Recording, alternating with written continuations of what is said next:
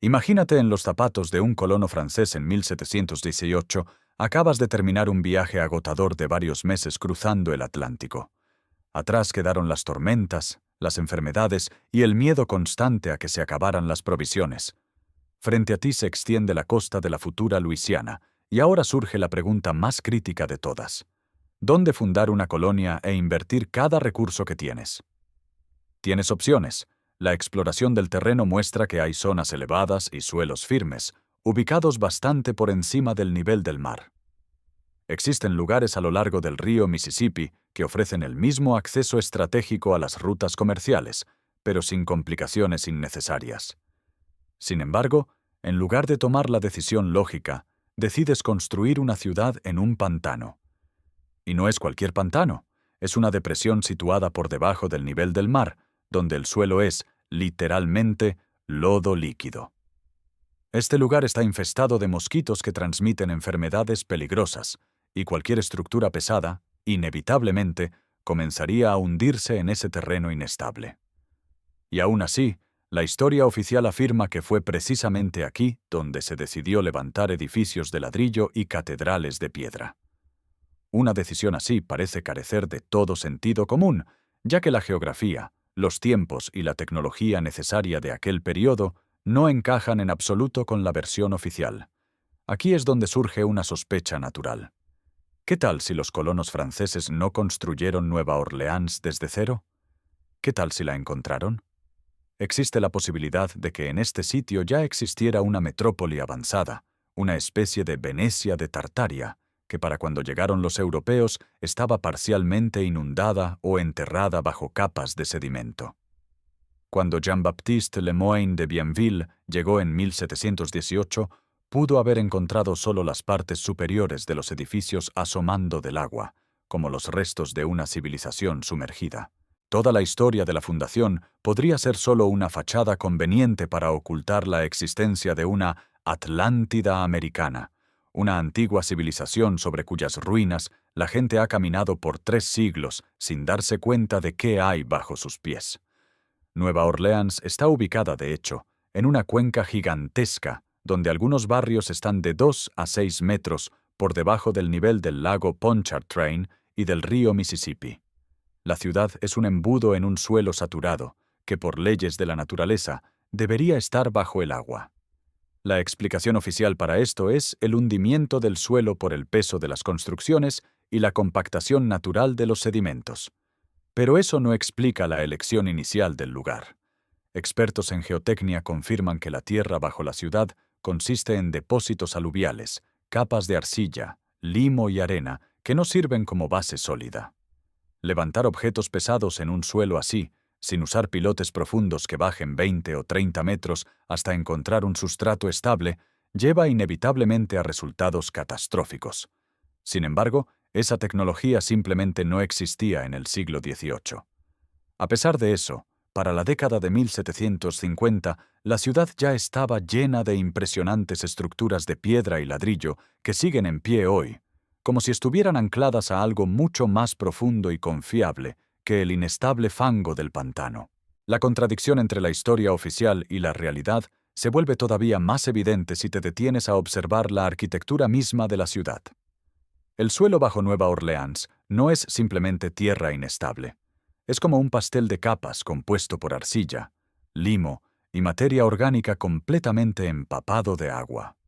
Los especialistas en ingeniería civil recalcan que levantar cualquier edificio masivo en tales condiciones, sin contar con los cimientos profundos de la era moderna, es un camino directo al desastre.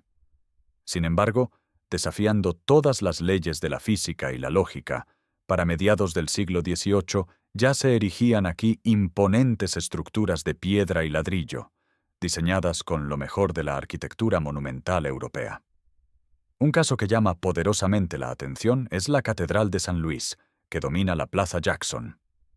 Este edificio masivo, con sus 3 agujas y su fachada de piedra, descansa sobre un terreno que, según los cálculos técnicos, simplemente no debería ser capaz de soportar su peso. Investigaciones realizadas en el siglo XX revelaron un detalle asombroso. Los cimientos originales de la catedral se extienden a una profundidad que era prácticamente imposible de alcanzar con las herramientas disponibles en los años 1700. Es más, el diseño mismo de esos cimientos difiere radicalmente de los métodos típicos de la construcción colonial francesa de la época. Los ingenieros notan que la distribución de la carga en estas bases antiguas se ejecutó con un nivel de precisión increíblemente alto, demostrando conocimientos que parecen demasiado avanzados para un pueblo fronterizo perdido entre pantanos. En los registros históricos de finales del siglo XVIII, se pueden encontrar quejas de visitantes que decían que los edificios se hundían y las paredes se agrietaban. Pero hay algo extraño en esos testimonios. Los daños se describían como problemas locales de casas específicas, no como un colapso general de la ciudad. Da la impresión de que en el lugar coexistían dos sistemas de construcción distintos: las viviendas nuevas, levantadas por los colonos, que previsiblemente se hundían en el lodo, mientras que otras estructuras permanecían inamovibles, como si estuvieran ancladas a algo mucho más profundo y antiguo. Incluso el famoso arquitecto Benjamin Latrobe, a principios de los 1800, notó con desconcierto que algunos edificios viejos del barrio francés poseían cimientos cuyo principio de funcionamiento no lograba comprender del todo. Él lo atribuyó a una excelente maestría francesa, pero los hechos apuntan a algo diferente, a una tecnología que los representantes de la nueva civilización simplemente no reconocieron. Todo el barrio francés está lleno de casas de ladrillo de 3 y 4 pisos sumamente pesadas. Según la versión oficial, su conservación es el resultado de reparaciones constantes. Pero una reparación puede ocultar una grieta.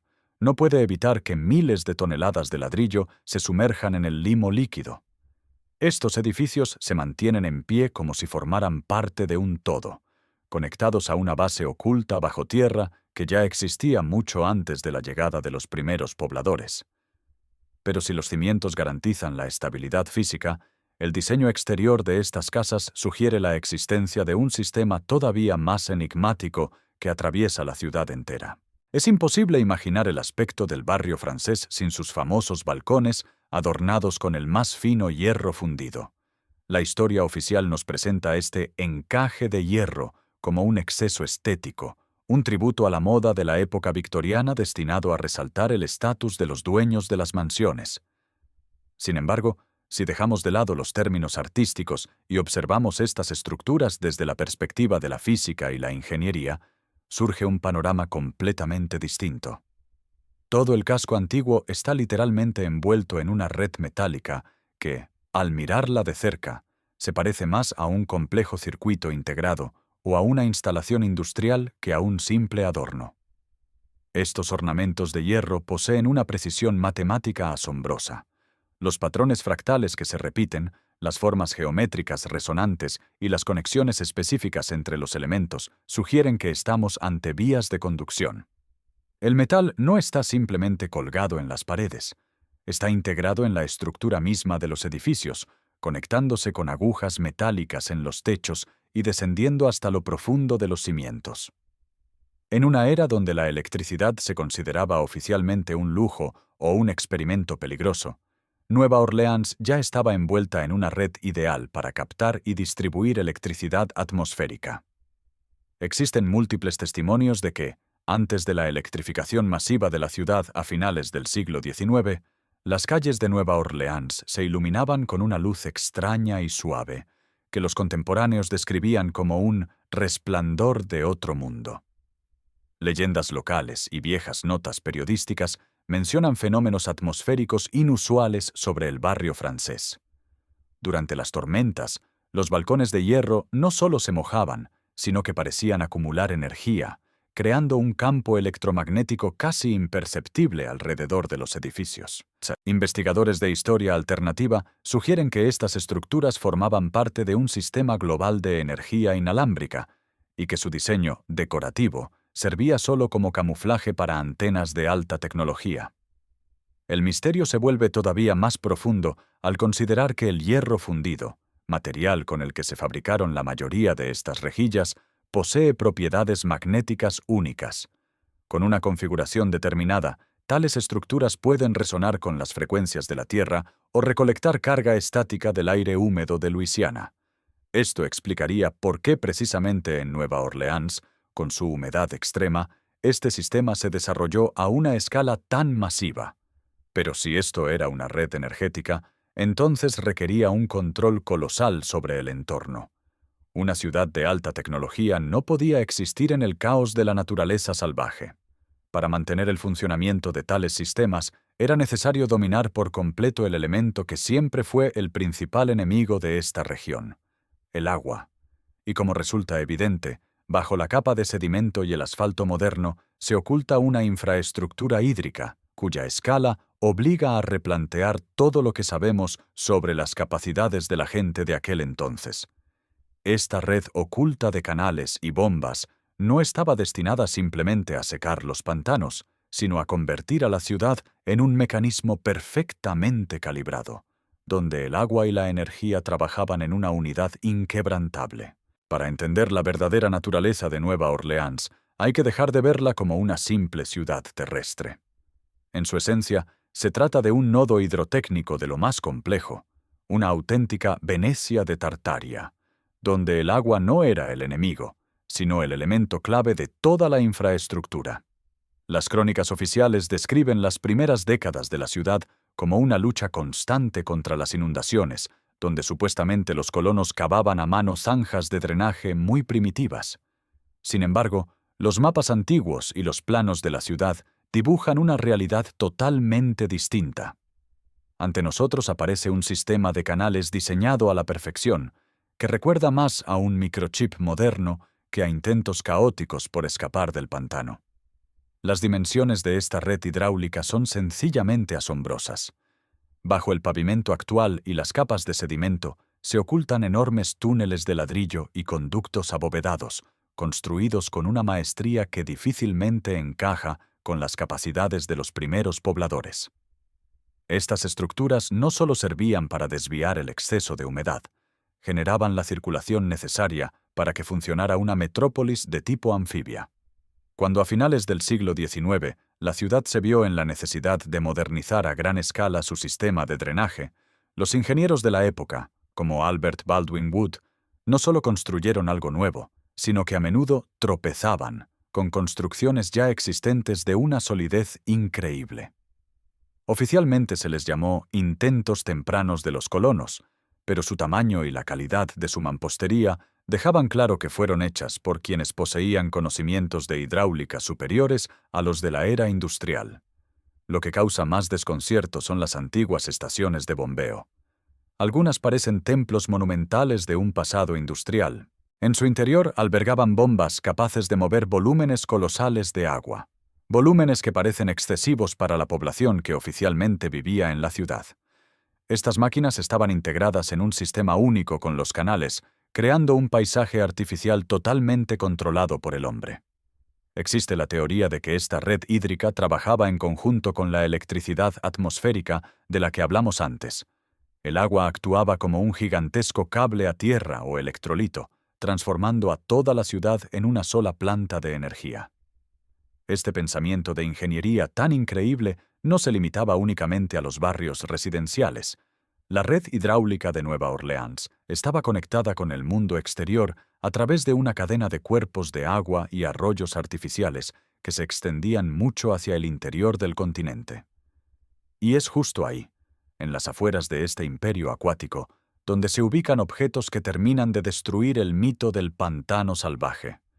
Allí, donde a los constructores modernos les cuesta horrores trazar caminos, se levantan estructuras masivas que oficialmente se consideran fuertes, pero que al mirarlas de cerca resultan ser la cima del genio de ingeniería, sin ninguna relación con una defensa primitiva contra nativos o piratas. Este sistema era un todo coherente, y sus nodos llevaban a lugares donde la arquitectura y la geometría se funden en una sola pieza. Si te alejas del centro de Nueva Orleans hacia el este, rumbo al estrecho de Rigolets, podés encontrar un objeto que termina de derribar la versión oficial sobre la conquista de estas tierras. Aquí, en medio de pantanos traicioneros donde el suelo apenas resiste el peso de una persona, se alza el fuerte Pike. No es solo una fortificación militar, es una obra maestra de la arquitectura con forma de estrella perfecta, construida con millones de ladrillos de la más alta calidad. La historia oficial dice que se construyó en 1819, afirmando que el gobierno estadounidense decidió crear una línea de defensa tras la guerra de 1812. Pero cuanto más te fijas en los detalles, menos creíble resulta esta versión. Construir algo así en un lugar como este a principios del siglo XIX habría sido una pesadilla logística, algo al borde de lo imposible. Para fabricar y trasladar millones de ladrillos, transportar bloques de granito pesadísimos y coordinar a miles de albañiles, se necesitaba una infraestructura que en aquel entonces simplemente no existía en estos rumbos. Los ingenieros actuales, al analizar el estado del fuerte Pike, se quedan desconcertados. Esta estructura masiva lleva más de 2 siglos en el pantano y prácticamente no presenta hundimientos. Al mismo tiempo, los puentes y autopistas modernos construidos al lado con tecnología de punta y pilotes profundos requieren reparaciones constantes porque el suelo se cede. La geometría de los fuertes estrella, como el Pike, se repite en todo el mundo, desde Europa hasta Asia. Se les llama fortificaciones, pero su forma es exagerada para defenderse de los cañones de esa época. Sus complejos rayos fractales, los canales internos y una simetría impecable indican que estos objetos eran parte de un sistema global único. En el contexto de Nueva Orleans, el fuerte Pike parece un gigante nodo tecnológico que controlaba los flujos de agua y, tal vez, distribuía esa misma energía atmosférica de la que son testigos los encajes de hierro de los balcones de la ciudad. Es sorprendente, pero estas estructuras de estrella siempre se ubican en puntos estratégicos de la hidrosfera. Parecen anclar el paisaje, funcionando como enormes dispositivos de resonancia. Si aceptamos la teoría de que Nueva Orleans fue encontrada y no construida, entonces el fuerte Pike no es un puesto de avanzada de la joven nación americana, sino un elemento sobreviviente de un antiguo armazón energético que los colonos simplemente ocuparon y rebautizaron para sus propios fines. Sin embargo, si estas construcciones eran tan confiables y majestuosas, surge una duda inevitable. ¿A dónde fueron a parar las demás partes de este sistema tan grandioso?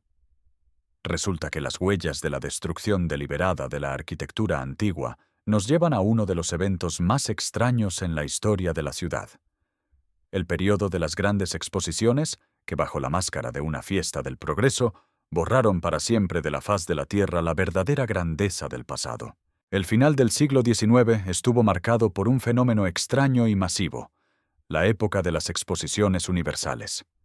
Oficialmente, se organizaban para mostrar los logros de la ciencia, la industria y el arte.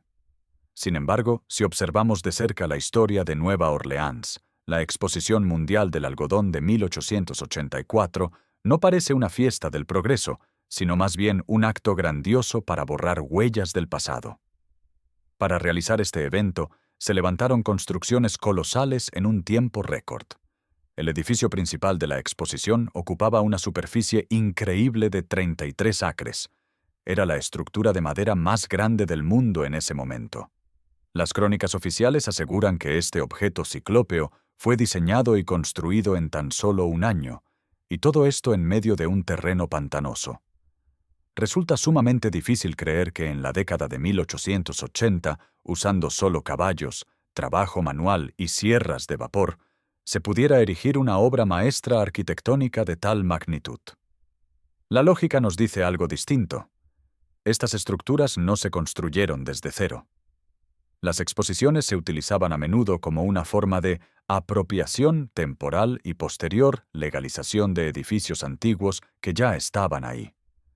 Al terminar las celebraciones, estos palacios magníficos, que podrían haber durado siglos, eran declarados temporales, inseguros o fabricados con materiales poco duraderos, para luego ser demolidos con rapidez. Era el mecanismo ideal para desmantelar auténticas construcciones de Tartaria que no encajaban en el nuevo paradigma histórico. Si un edificio no podía explicarse, debía ser destruido bajo el pretexto de que la fiesta había terminado. En el City Park de Nueva Orleans todavía se pueden encontrar ruinas extrañas y cimientos de origen desconocido que, oficialmente, se atribuyen a los pabellones de la exposición. Pero, ¿Por qué unos cimientos temporales se hicieron con tal precisión y profundidad como si estuvieran destinados a la eternidad?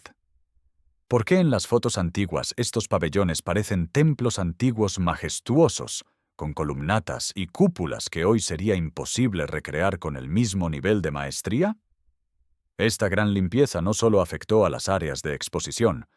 En ese mismo periodo, ocurrió una remodelación activa del centro de la ciudad. Se derribaron viejos muros de ladrillo, se reemplazaron tuberías y los niveles profundos de los sótanos de muchos edificios fueron rellenados con arena y lodo. Parecía que los que tenían el poder intentaban borrar la memoria de lo que esta ciudad fue en un principio. Pero la naturaleza y el tiempo resultaron ser más fuertes que el deseo humano de ocultar la verdad. Existe un lugar donde la realidad sale literalmente a la superficie, y ese lugar son los cementerios de la ciudad, que guardan el secreto más sombrío y evidente de la metrópoli sumergida. Cuando entras por primera vez en los antiguos cementerios de Nueva Orleans, como el San Luis número 1, te invade una sensación extraña. No son las típicas hileras de lápidas que se hunden en la tierra, sino auténticas ciudades de los muertos, con calles estrechas y una densa construcción de majestuosos mausoleos de piedra. La explicación oficial dice que, debido al alto nivel de las aguas subterráneas, era imposible sepultar bajo tierra. Se dice que los ataúdes eran empujados hacia la superficie. Por eso, los colonos se vieron obligados a construir tumbas sobre el nivel del suelo. Sin embargo, al estudiar detalladamente la arquitectura de estas ciudades de los muertos, surge una sospecha inquietante. Los mausoleos están hechos con una elegancia increíble. Frontones clásicos, columnas de granito, cornisas complejas y herrajes de hierro. Si los comparas con las casas residenciales del barrio francés, el parecido es asombroso. Surge la pregunta: ¿por qué dedicar semejantes esfuerzos de ingeniería para crear refugios temporales mientras los vivos se amontonaban en condiciones mucho más simples? Existe una visión alternativa para estas estructuras. ¿Y si muchas de estas tumbas no fueron originalmente un lugar de descanso final? Fíjate en el nivel del suelo. Los mausoleos más antiguos suelen parecer que se hunden profundamente hacia abajo, y nosotros solo vemos su parte superior. En el contexto de la teoría del aluvión de barro, una catástrofe global que cubrió ciudades con capas de limo y arcilla por todo el mundo, estos cementerios se ven bajo otra luz. Podrían ser las cimas de edificios residenciales o templos de una ciudad antigua que, tras el cataclismo, quedaron apenas asomando sobre la superficie. Los colonos que encontraron estas ruinas pudieron haberlas utilizado de la manera más práctica y sombría posible. Es más fácil sellar puertas y ventanas en una estructura de piedra ya existente y sólida que construir algo nuevo sobre un pantano inestable. Así, las casas o edificios públicos de la civilización anterior se convirtieron en criptas. Esto explica por qué la arquitectura de las ciudades de los muertos a menudo supera en calidad y complejidad a las construcciones del siglo XIX. Caminamos sobre los techos de un mundo sumergido, confundiéndolos con decorados para el duelo. Esta lógica invertida cambia toda la percepción del paisaje. Si las criptas son techos, ¿a qué profundidad se encuentra el verdadero cimiento de esta ciudad? Y si incluso los lugares de descanso son artefactos reutilizados del pasado, la escala del ocultamiento de la realidad alcanza niveles verdaderamente increíbles. Nos acercamos al punto final de nuestra investigación, donde todos los fragmentos, desde el encaje de hierro hasta los fuertes estrella, encajan en una sola imagen de la Atlántida americana, que todo este tiempo estuvo ante nuestros ojos, esperando solo a que aprendiéramos a mirar. Ahora que nos hemos dado cuenta de que los cimientos de Nueva Orleans no son simples soportes, sino pisos enteros de una época desaparecida, ha llegado el momento de ver el panorama completo. Esta ciudad no fue un error de los colonos franceses, fue su mayor trofeo, cuyo verdadero valor sigue oculto para la mayoría. Por delante nos espera la comprensión final de lo que realmente representa esta metrópoli y qué otros secretos permanecen escondidos en su ADN de ladrillo. Al unir cada una de las piezas de este rompecabezas arquitectónico e histórico, llegamos a una conclusión que cambia por completo nuestra visión sobre la conquista del continente americano. Nueva Orleans no es el resultado de una lucha heroica de los colonos franceses contra la naturaleza salvaje.